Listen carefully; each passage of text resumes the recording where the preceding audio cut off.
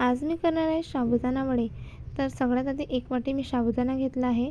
त्याला एक वेळा पाण्याने धुवून घेतल्यानंतर मी त्याच्यामध्ये अर्धा ग्लास पाणी टाकून 4-5 तासासाठी भिजू ठेवला आहे. आणि नंतर मी एक साईड शेंगदाणे भाजून घेतले, त्याचा कूट करून घ्यायचा आहे आपल्याला. आणि आपला साबुदाणा चांगला फुललेला आहे. नंतर मी त्याच्यामध्ये शेंगदाण्याचा कूट टाकणार